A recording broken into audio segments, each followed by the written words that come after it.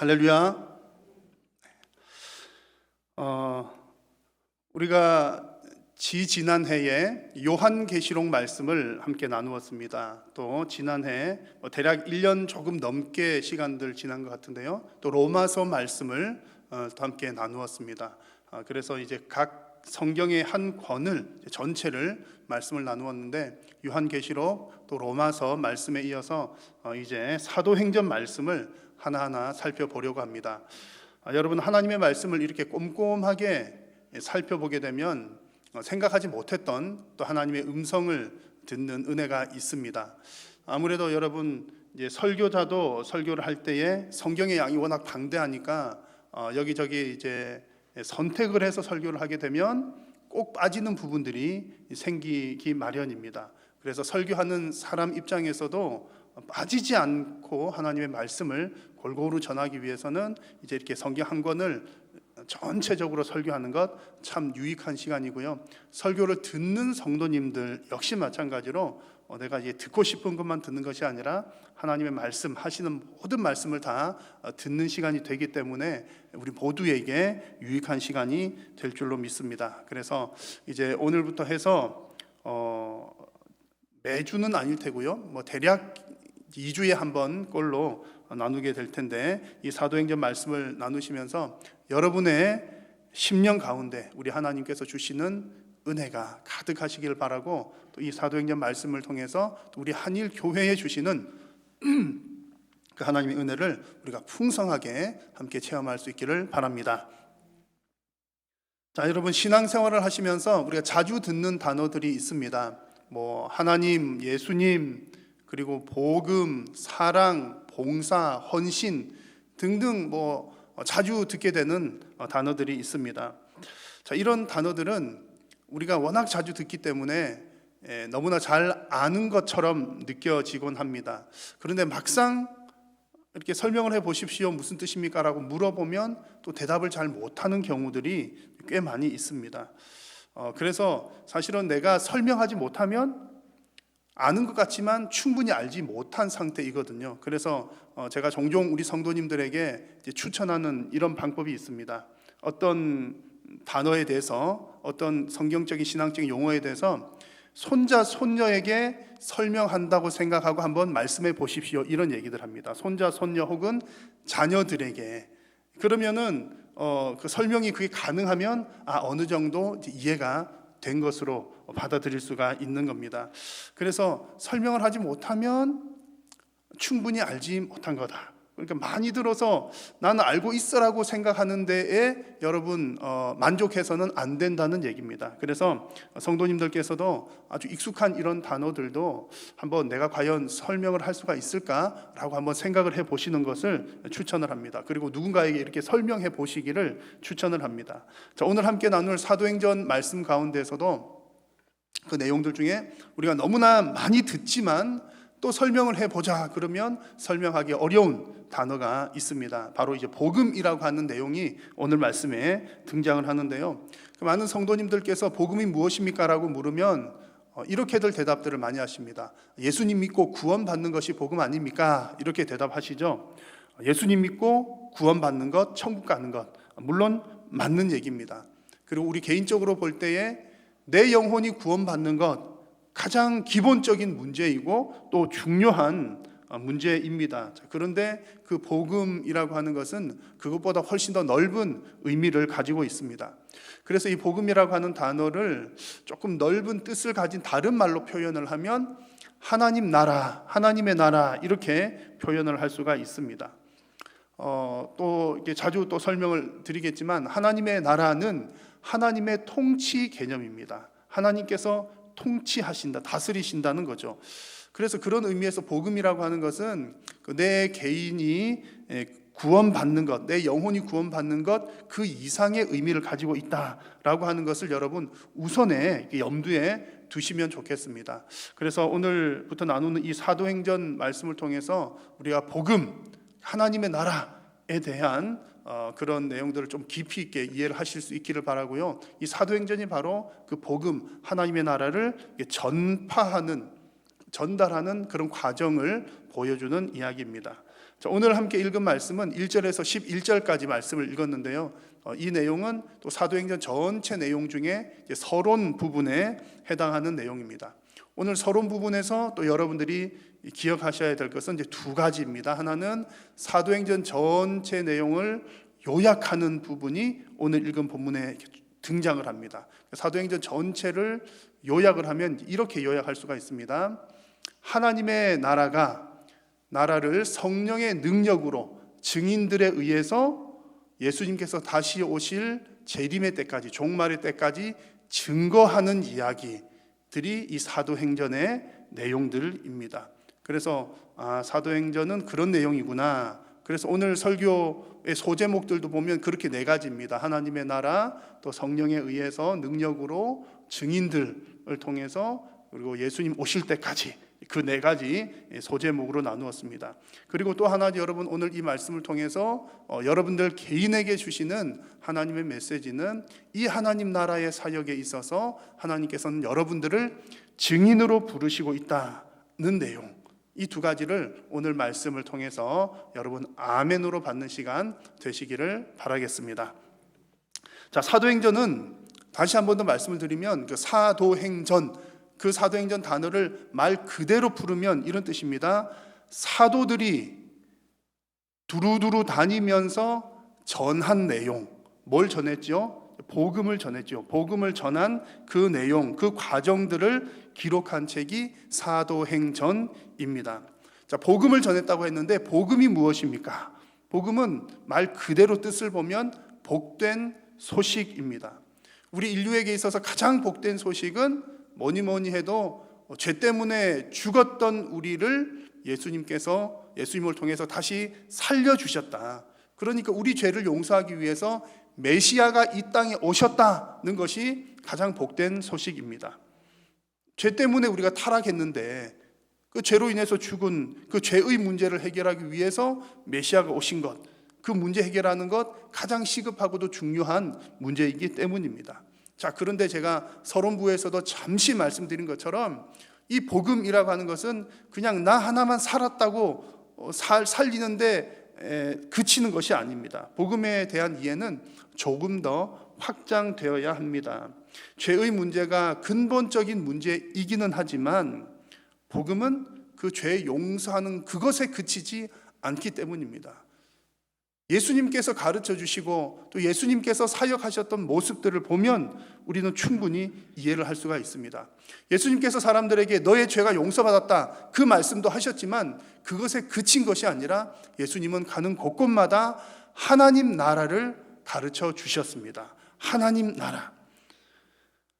복음서에 보면 우리가 죄의 문제와 관계된 것은 회개죠. 죄를 회개하라는 말들이 많이 나오는데 이 회개의 이야기를 할 때도 하나님 나라를 언급합니다. 자, 세례 요한이 광야에서 회개를 외칠 때 내용입니다. 보십시오. 회개하라, 무엇이 가까이 왔느니라? 천국이 가까이 왔느니라. 천국이 바로 하나님 나라입니다. 회개해야 되는 이유가 하나님 나라가 가까이 왔기 때문이죠. 예수님께서도 40일 광야 시험을 받으신 후에 이제 사역을 시작하시면서 외쳤던 내용이 바로 이 내용입니다. 이르시되 때가 찼고 하나님의 나라가 가까이 왔으니 회개하고 복음을 믿으라.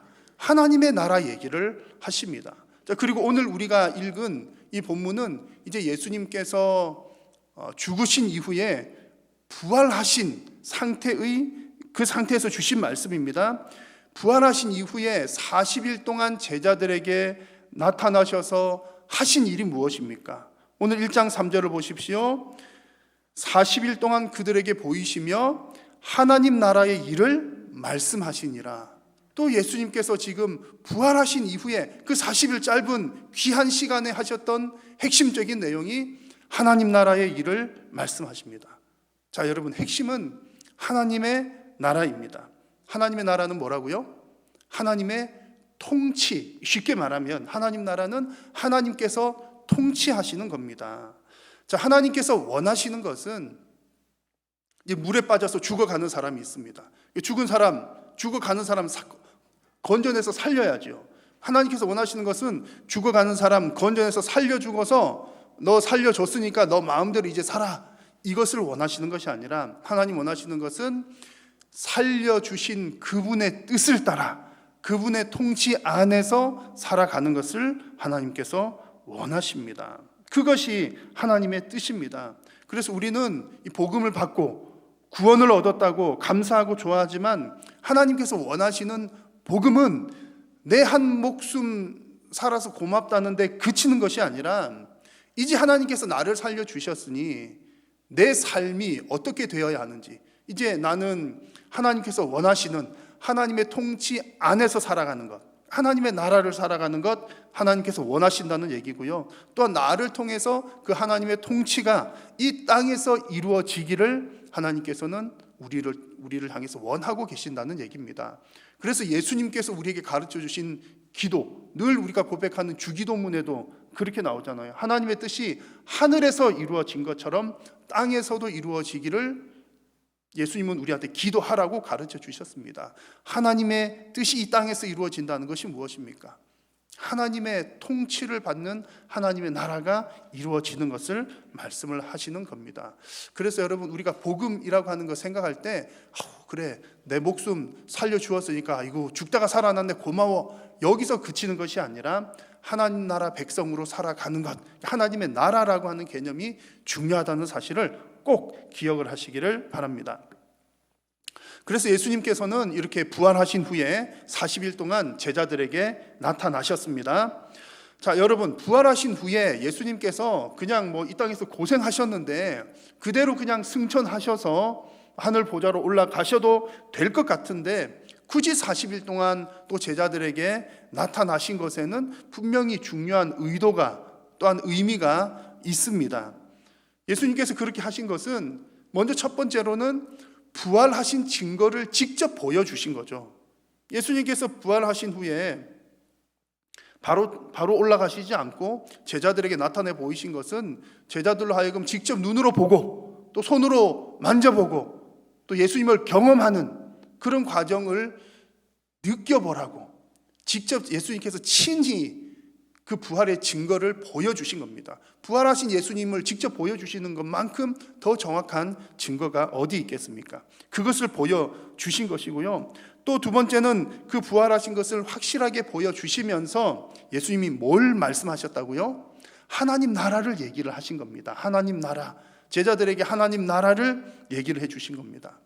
하나님 나라를 얘기를 해주시면서 이제 나는 이 땅에 없으니까 너희들이 내가 그동안 가르쳐 주었던 하나님의 나라, 또 복음, 하나님의 나라, 하나님의 통치를 사람들에게 증거해야 돼, 증명해야 돼 라고 제자들에게 그 하나님의 나라를 계승해 주고 계시는 것이 바로 이 40일 동안 예수님께서 나타내 보여줬던 그 중요한 이유입니다.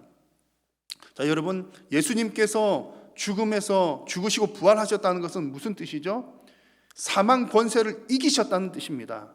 죽음보다 더 위에 계신 분이라는 겁니다.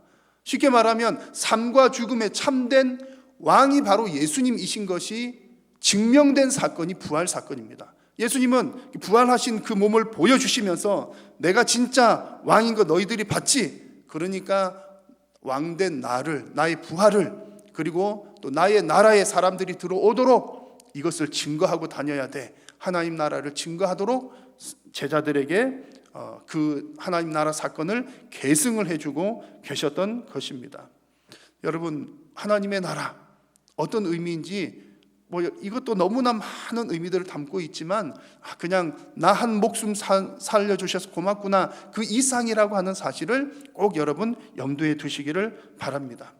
그래서 예수님은 그 하나님 나라를 제자들에게 이제 맡겨주시면서 이제 증거를 하도록 하셨는데, 자, 여러분 한번 생각을 해보십시오. 우리가 어떤 것들을 이렇게 증거할 때, 소문을 낼 때, 소식을 이렇게 퍼뜨릴 때 가장 중요한 것이 무엇이겠습니까?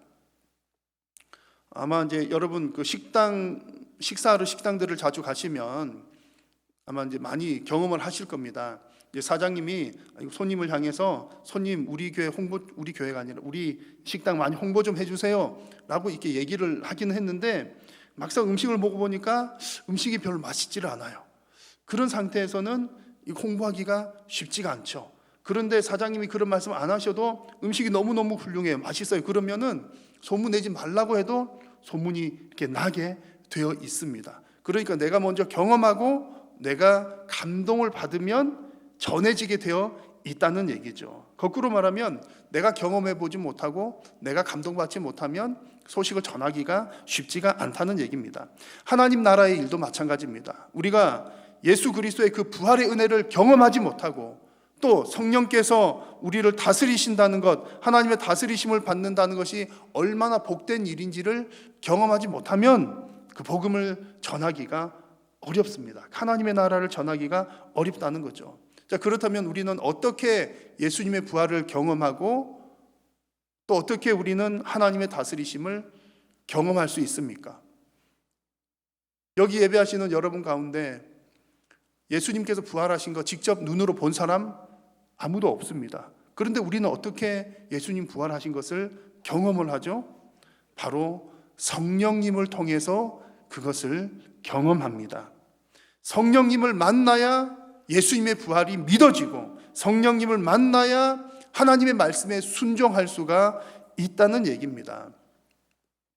그래서 예수님께서도 제자들에게 약속하신 성령을 기다리라고 하는 말씀을 하신 겁니다. 성령님을 만나야 또 성령께서 오셔야 그 이후의 일들이 진행되기 때문이죠. 예수님께서 하신 말씀을 보십시오. 사도와 함께 모이사 그들에게 분부하여 이르시되 예루살렘을 떠나지 말고 내게서 들은 바 아버지께서 약속하신 것을 기다리라. 아버지께서 약속하신 것이 무엇입니까? 보혜사 성령님입니다. 그러니까 지금까지는 예수님께서 내가 너희와 함께 있었는데 내가 이제 떠나고 나면 하나님께서 보혜사 성령님으로 함께 하실 것이다 라고 하는 약속을 주시는 겁니다. 성령을 경험해야 한다는 거죠. 이어서 나오는 5절 말씀을 보시면 이 성령께서 오신다는 말을 세례라고 하는 표현을 사용했습니다. 너희는 몇 날이 못 되어서 성령으로 세례를 받을 것이다 라고 말씀을 했습니다. 자, 여기서 여러분 성령 세례를 받는다라고 하는 것은 성령 충만을 받는다 이렇게 이해를 하시는 것이 좋겠습니다. 성령 세례는 성령 충만함을 의미합니다. 성령 충만함이라고 하는 것은 무엇이죠? 성령 충만함은 성령에 의해서 내가 확실하게 붙들려 있는 상태가 되는 것을 말합니다. 성령님의 힘에 확실하게 사로잡혀서 성령님의 뜻대로 살아가는 것이 성령 충만한 상태입니다. 그리고 예수님께서 제자들에게도 이렇게 말씀하셨고 또 우리들 역시 마찬가지로 성령님을 만나지 않으면 이 모든 일들이 가능하지 않다는 얘기입니다. 여러분, 우리는 성령님에 대한 이해를, 성경적인 이해를 가져야 합니다. 꽤 많은 사람들이 이 성령님에 대한 이해를 개인적인 체험으로부터 시작을 하는 경향들이 있습니다. 그래서 간혹 어떤 분들은 이렇게 주장을 합니다. 어떤 주장을 하냐면 성령을 받으면 펄쩍펄쩍 뛴다. 성령을 받으면 떼굴떼굴 구른다. 성령을 받으면 깔깔깔깔 웃는다. 이것이 성령 받은 증거다. 이렇게 주장하는 사람들이 실제로 있습니다.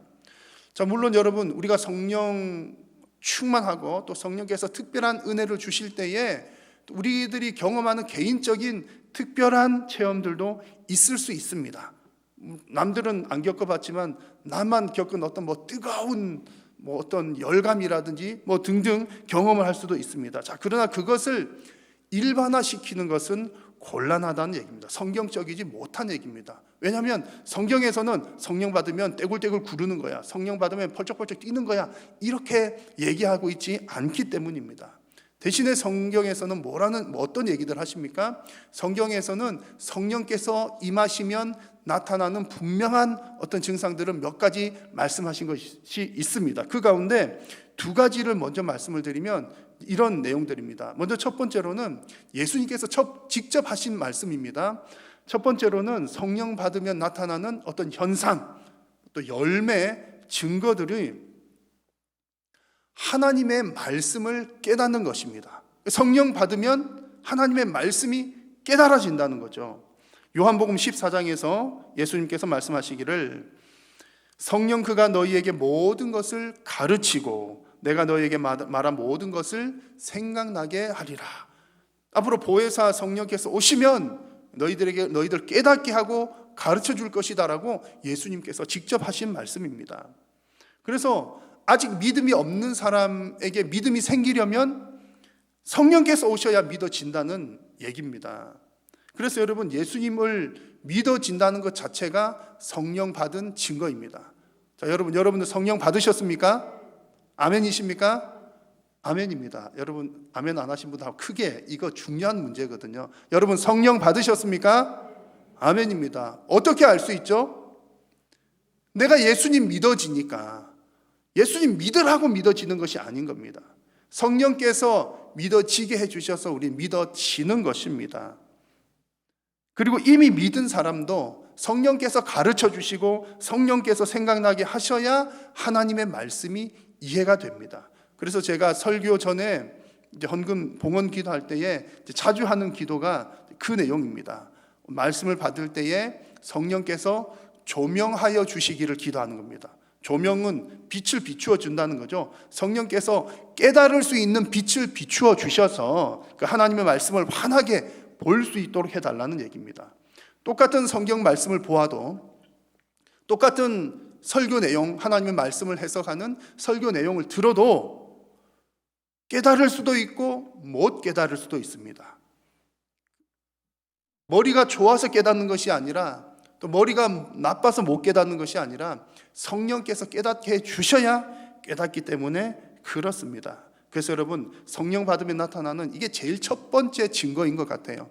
하나님 믿어지고 말씀이 깨달아지는 겁니다. 자, 여러분, 말씀은 내가 깨닫는 것이 아니라 성령님에 의해 깨달아지는 것입니다. 우리에게 믿음이 생기는 것, 우리가 하나님의 말씀을 깨닫는 것, 이 모든 것들이 다 성령님의 능력에 의해서 되는 일입니다. 자, 그리고 오늘 읽은 말씀 8절 말씀을 보시면 성령 받으며 나타나는 두 번째 증상, 열매를 보여줍니다. 너무나 유명하고 잘 아시는 구절이죠. 자, 이 말씀을 우리가 큰 목소리로 함께, 우리 가정에서도 함께 읽어보도록 하겠습니다. 오직 성령이 너희에게 임하시면 너희가 권능을 받고 예루살렘과 온 유대와 사마리아와 땅끝까지 이르러 내 증인이 되리라 하시니라. 아멘. 성령이 임하시면 그랬습니다. 자, 여러분, 이 구절을 보실 때 어떤 단어가 가장 먼저 눈에 들어오십니까? 어떤 단어가 확 눈에 띄시나요? 아마 제가 맞춰보겠습니다. 대부분 성도님들은 워낙 이 구절 잘 아시잖아요. 어디에 관심을 많이 두시느냐면 권능이라고 하는 단어가 눈에 먼저 들어오고 관심을 많이 갖습니다. 그래서 우리 성령 받으면 능력 받는다라는 말들 많이 하시죠. 맞는 얘기죠. 성령 받으면 능력을 받는 겁니다. 받습니다. 자, 그런데 그 능력이 누구의 능력입니까? 성령께서 임하시면 능력을 받는데 그 능력이 누구 능력이냐? 내 능력이 아니라 그야말로 성령님의 능력입니다. 그게 중요하고요. 더 중요한 것은, 오늘 이 8절 말씀에서 더 중요한 것은 성령께서 임하시면 능력을 주시는데 왜 주시느냐가 더 중요합니다. 왜 주시는 거죠? 뭐 되게 하기 위해서? 증인 되게 하기 위해서입니다. 성령께서 임하시면 우리가 능력을 받는데, 능력 받는다는 그게 중요한 것이 아니라 능력 받아서 뭐가 되는 게 중요해요? 하나님의, 예수님의 증인이 되는 것이 중요하다는 얘기입니다. 여러분, 권능 받는 것은 내가 잘 먹고 잘 살기 위해서 권능 받는 것도 아니고요. 권능 받는 것이 우리 교회의 어떤 재정 상태가 더 좋아지도록, 그렇게 풍성해지도록 권능 받는 것도 아닙니다. 성령의 권능을 받는 목적은 예수 그리스도의 하나님의 나라의 증인이 되도록 하기 위함입니다. 그래서 이 말씀을 정확하게 잘 깨달은 사람들은 하나님 성령의 능력 주십시오, 이렇게 기도하는 것이 좀 부담스럽습니다. 기도하셔야 됩니다만 부담스럽게 기도를 하는 겁니다. 왜냐하면 능력 받으면 뭐가 돼야 되는지 알기 때문이죠. 증인이 되어야 되는구나 라고 하는 것을 너무나 잘 알기 때문입니다. 증인이 되어라, 이 얘기가 사실은 부담스럽습니다. 자, 그렇다면 이 부담스러운 일을 누가 해야 될까요? 누가 이 일의 증인들이 되어야 합니까? 예수님 시대의 사도들요? 혹은 이 시대의 목회자들일까요? 자, 오늘 읽은 말씀을 보면 누가 이 부담스러운 일의 증인들이 되어야 되느냐? 말씀 그대로 나왔잖아요. 성령이 너희에게 임하시면. 그러니까 성령 받은 사람들이 예수님의 증인이 되는 것입니다. 누가 성령을 받습니까? 말씀드렸죠. 누가 성령을 받죠? 예수님 믿는 사람들이 다 성령을 받은 사람들입니다. 자, 그러니 결론은 무엇입니까? 예수님을 믿는 사람은 누구나가 다 성령이 임하였기 때문에 증인이 되어야 한다는 것이 오늘 말씀의 핵심입니다. 자, 이렇게 말씀을 드리면 아마 여러분 성도님들 가운데 좀 부담감을 느끼시는 분들이 분명히 계실 것입니다. 목사님, 사실은요, 제가 이렇게 거창하게 증인 되려고 예수님 믿고 교회 나온 것 아니고요. 저는 그냥 소박하게 예수님 잘 믿어서 남들한테 이렇게 나쁜 행동 안 하고 착하게 바르게 살고 그리고 또 내 영혼 또 잘 지켜서 천국 가는 건 그게 소박한 저의 꿈입니다. 이렇게 말씀하시는 분들 계실지 모르겠습니다. 충분히 이해하고 또 누구나가 다 그런 마음들 있을 겁니다. 자, 그런데 제가 여러분들에게 어떤 부담을 드리기 위해서 이 말씀을 드리는 게 아니라 사도행전 첫머리에 그런 내용이 나오니까 지금 말씀을 전할 뿐입니다. 오늘 이 말씀을 가만히 보시면 이런 부담감이 우리들에게만 다가오는 것이 아니라 예수님께서 지금 이렇게 사역을 하실 때 당시의 제자들에게도 똑같은 상황들이 일어났습니다. 예수님의 제자들 역시 마찬가지로 사실은 거창하게 뭔가를 시작할 마음들이 있었던 것은 아닌 것으로 보입니다. 왜냐하면 지금 예수님의 그 제자들이 바라고 소망했던 것은 그저 자기 자신들의 민족, 자기 자신들의 나라가 회복되고 잘 되기를 바랬을 뿐입니다. 자, 오늘 여러분 증인이 되란 말씀은 8절 말씀에 나왔습니다. 그 앞쪽에 나오는 6절 말씀을 보십시오. 예수님께서 하시는 말씀입니다. 그들이 모였을 때에 예수께 여쭈어 이르되 주께서 이스라엘 나라를 회복하심이 이때니까? 라고 제자들이 묻습니다. 자, 지금 이게 무슨 얘기냐면 이런 내용입니다. 부활하신 예수님을 만난 제자들이 가장 기대했던 것이 무엇이었겠습니까? 예수님께서 죽었다가 살아나셨어. 그러면 이제 요즘 말로 하면 이제 대박 사건이거든요. 이제 진짜 예수님 뭔가 되는 분이야. 십자가에 죽으실 때는 이제 우리가 다 망했구나 싶었는데 다시 살아난 걸 보니까 이제 뭔가 될 것 같습니다. 기대를 갖는데 어떤 기대를 가질까요? 우리나라 해방되는 것. 당시 이스라엘 백성들은 이미 수백 년 전부터 바벨론 때문에 망했죠. 그 다음에 바사 페르시아 거쳐봤죠. 그리스 거쳐봤죠. 그리스에서 로마 들어오기 전에 약 100년 동안에는 잠깐 이 독립하는 기간이 있었습니다만 결국에 또 로마에 의해서 지금 나라의 주권을 잃은 상태입니다. 그런 상태에서 이스라엘 백성들은 구약에서 예언한 메시아를 늘 기다리면서 메시아가 오면 우리나라가 회복될 거다, 그런 기대감들을 가지고 있었던 겁니다. 그래서 예수님의 제자, 당시의 이스라엘 백성들에게 있어서 가장 중요한 회복은 나라의 주권을 찾는 것이었습니다. 당연히 그래야죠. 그런 기대감 갖는 것 나쁜 것 절대 아닙니다. 자, 그런데 예수님은 이런 제자들의 질문에 뭐라고 대답하십니까? 때와 시기는 아버지께서 자기의 권한에 두셨으니 너희는 알 바가 아니요.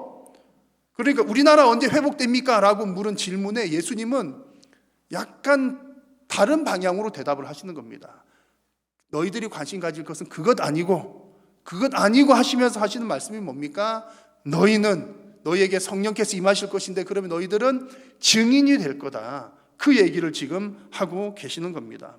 자, 여러분, 지금 제자들의 마음은 이런 마음입니다. 예수님 부활하셨으니 우리 가정의 형편 좀 돌봐주실 거죠? 예수님 이제 부활하셨으니 우리나라 회복시켜 주실 거죠? 라고 하는 그야말로 기대감이 가득 찬 초롱초롱한 그 눈망울을 향해서 예수님은 뭐라고 하셨다고요? 성령께서 너희에게 임하시면 너희들은 증인이 될 거다. 너희들의 나라의 회복, 너희들의 가정의 회복에 대한 말씀이 아니라 증인이 될 것이라는 말씀을 하고 계십니다. 제자들에게 부담이 주어진 상황이죠. 여러분, 제자들에게 주어졌던 그 부담감이 사실은 저와 여러분에게도 고스란히 그대로 주어졌습니다. 그래서 우리는 예수님을 믿는 그 순간, 이미 예수님 믿은 저와 여러분들은 예수님을 믿는 그 순간 이미 예수님의 증인으로 부름을 받았습니다. 여러분, 이 말씀을 아멘으로 받는 여러분 되시기를 축원합니다. 그렇다면 이 부담스러운 일을 언제까지 해야 하겠습니까? 자, 오늘 말씀에서 읽은 마지막 11절 말씀을 보시면 그 해답을 찾을 수가 있습니다. 자, 예수님께서는 제자들에게 땅끝까지 이르러서 내 증인이 되라는 말씀을 남기시고 승천을 합니다. 사람들이 다 보는 중에 구름 사이로 들려 올라가시는데, 그때 제자들이 하늘을 이렇게 자세히 쳐다보고 있는데 흰 옷 입은 두 천사가 나타나서 그 사람들에게 이렇게 이야기를 합니다. 갈릴리 사람들아, 어찌하여 서서 하늘을 쳐다보느냐? 너희 가운데서 하늘로 올려지신 이 예수는 하늘로 가심을 본 그대로 오시리라. 천사들이 왜 이런 말을 남겼을까요? 당연히 예수님께서는 다시 오실 것이다, 이 얘기를 하는 것이고요. 또 한 가지 중요한 것은 예수님께서 가시기 전에 말씀하신 것, 분부하신 것 있잖아요. 너희들 이제 내 증인이 되리라. 그 증인의 역할을 언제까지 한다고요? 예수님 다시 오실 때까지 해야 된다, 그런 말씀입니다. 결국 여러분, 성령 받은 성도들이 증인으로 살아야 하는 기간은 종말 때까지입니다. 예수님께서 재림하시는 우주적인 종말 때이든지 우리 개인의 생명이 다하는 개인적인 종말 때이든지 성도의 삶은 우리의 삶 그 자체가 증인의 삶이 되어야 한다는 말씀입니다. 그래서 우리가 어떤 활동을 할 수 있을 때는 우리 활동을 통해서 하나님 나라가 증거가 되어야 합니다. 그리고 내 건강이 여의치 않아서 활동을 하지 못하는 때에도 역시 마찬가지로 내 삶을 통해서 예수 그리스도의 부활과 또 하나님의 나라가 증거가 되어야 합니다. 그것이 하나님의 뜻입니다.